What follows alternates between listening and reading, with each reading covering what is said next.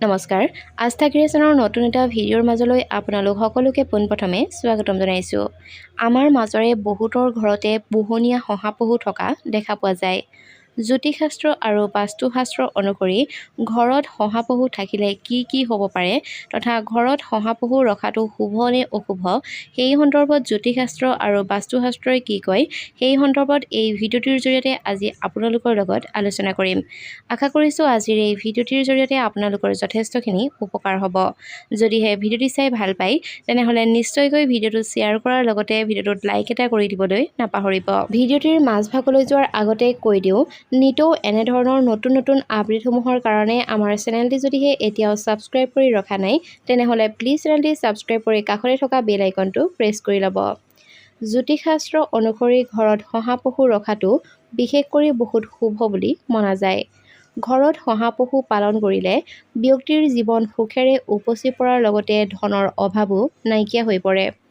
শহাপহু হৈছে এক মৰমীয়াল সামাজিক পোহনীয়া জন্তু, যিয়ে আপোনাৰ ঘৰখন সুখ শান্তি আৰু সুখেৰে উপচাই তুলিব পাৰে।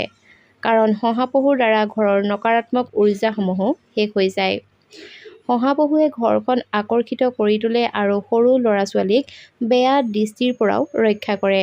ইয়াৰ বাহিৰেও ঘৰৰ পৰা বহু প্ৰকাৰৰ দোষ শহাপহু থাকিলে আপোনা আপুনি নাইকিয়া হৈ পৰে, লগতে বহু সমস্যাৰ পৰা মুক্তি পোৱা যায় বুলি জ্যোতিষশাস্ত্ৰত উল্লেখ আছে। এতিয়া আলোচনা কৰিম বাস্তুশাস্ত্ৰ অনুসৰি শহাপহু ঘৰত থকাটো কি বুলি কোৱা হৈছে। বাস্তুশাস্ত্ৰ অনুসৰি শহাপহুক ধুনীয়া আৰু চফা ঠাইত ৰাখিব লাগে বুলি কোৱা হৈছে, যাৰ দ্বাৰা ঘৰৰ পজিটিভ উৰ্জাসমূহ বৰ্তি থাকে আৰু ইয়াৰ দ্বাৰাই ঘৰখনৰ সুখ শান্তিও বৰ্তি থাকে।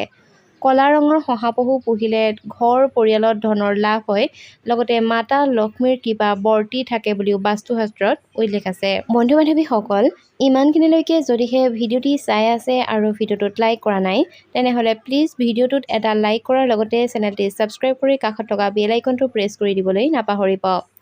ঘৰত যদিহে বগা ৰঙৰ শহাপহু পোহা হয় তেনেহ'লে মা সৰস্বতীৰ আশীৰ্বাদ প্ৰাপ্ত হয় বুলি কোৱা হয়। বগা ৰঙৰ শহাপহু পালন কৰাটো ছাত্ৰ-ছাত্ৰীৰ বাবে সকলোতকৈ ভাল বুলি মনা যায়। ধাৰ্মিক মান্যতা অনুসৰি শহাপহুক মা লক্ষ্মী তথা ধন আৰু সমৃদ্ধিৰ প্ৰতীক বুলিও কোৱা হয়।